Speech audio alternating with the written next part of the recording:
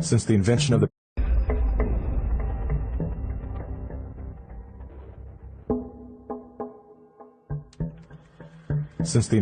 printing press, there's been a battle to control disseminated information.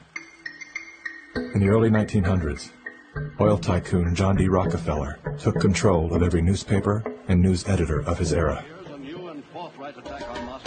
He became America's first billionaire, paving the way for the power-hungry ever since. Thus began the gold rush for the modern world's most precious resource, the narrative. Do you have any people being paid by the CIA who are contributing to a major circulation American journal?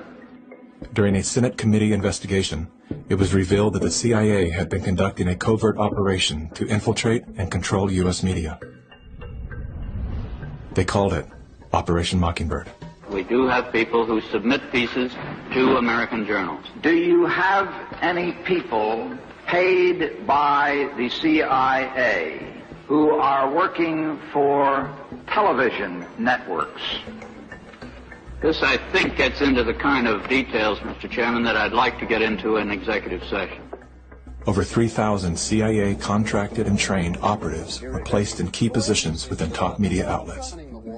Posing as editors and journalists, these well-paid actors never dared to question the effect of their lives on the world beyond their cozy studio. How often does the CIA manipulate the media in this way? It goes beyond your wildest imagination. Setting up student organizations so they could draw radical students in. 5,000 university professors co-opted to help the CIA manipulate people's minds.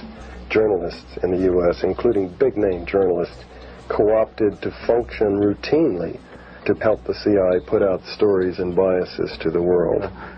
As this 1952 CIA memo says, the aim is controlling an individual to the point where he will do our bidding against his will. It's a great brainwashing process to change the perception of reality of every American to such an extent no one is able to come to sensible conclusions in the interest of defending themselves, their families, their community, and their country. Would you say that continues today? Well, I would think probably for a reporter it would continue today, but because of all of the revelations, I think you've got to be much more careful about it. So how do we know that Operation Mockingbird still isn't in effect? Well, we don't. It was the Telecommunications Act of 1996 that opened the door for predatory corporations to monopolize the industries that print and broadcast. This bill protects consumers against monopolies. It guarantees the diversity of voices. Today, a handful of corporate empires own and control the vast majority of everything you read, hear, and watch. From the biggest movie studios, television and radio networks, newspapers and magazines, to the vast universe of internet news and entertainment sites. Amazon has transformed its operations in response to COVID-19 to protect employees and keep packages flowing. The company is keeping its employees safe and healthy while still delivering those packages to the doorstep. The company is keeping its employees safe. Keeping its employees safe. The company is keeping its employees safe. Millions of Americans staying at home. Millions of Americans staying at home. And that is how it works. It's like a house of mirrors, where you're seeing the same thing over and over and over again, except it's distorted.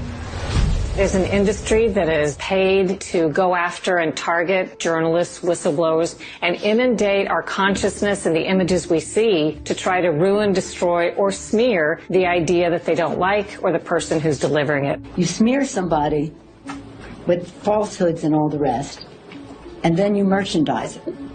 And then you write it, and if they see it's reported in the press, so they have that validation that the press reported the smear, and then it's called the wrap-up smear. Now I'm going to merchandise the press's report on the smear that we made. And it's a tactic. Welcome back, everybody. News personalities are not the only high-paid actors to serve the propaganda machine.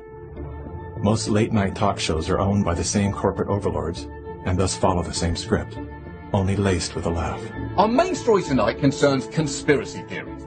Last Week Tonight with John Oliver featured a skit entitled Coronavirus Conspiracy Theories. like the claim that the moon landing was faked. First thing to note here is that Mr. Oliver opens with commentary about conspiracy theories that are completely unrelated to coronavirus. This is a standard tactic used by propagandists to set a tone so that anything that follows will be seen through the lens of absurdity. Plandemic, a pseudo-documentary filled with a hodgepodge of conspiracy theories. Mr. Oliver then does his best to debunk Dr. Judy's claim that she was arrested but never charged with a crime. She was absolutely criminally charged. This was not an oversight, but a blatant lie. Prior to the taping of this episode, Mr. Oliver had the official arrest documents that clearly prove that Dr. Judy was never charged with a crime. Mr. Oliver then attempts to debunk the idea that a beach, aka nature, holds any value in boosting our body's natural immune system. Instead of challenging the point with science, he kills it with a smear. Everything that you just said is insane.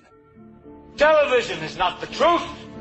We deal in illusions, man. None of it is true. But you people sit there day after day, night after night, all ages, colors, creeds. We're all you know. You're beginning to believe the illusions we're spinning here. You're beginning to think that the tube is reality and that your own lives are unreal. This is mass madness, you maniacs. In God's name, you people are the real thing. We are the illusion. So turn off your television sets. Turn them off now. Turn them off right now. Turn them off and leave them off. Turn them off right in the middle of the sentence I'm speaking to you now. Turn them off.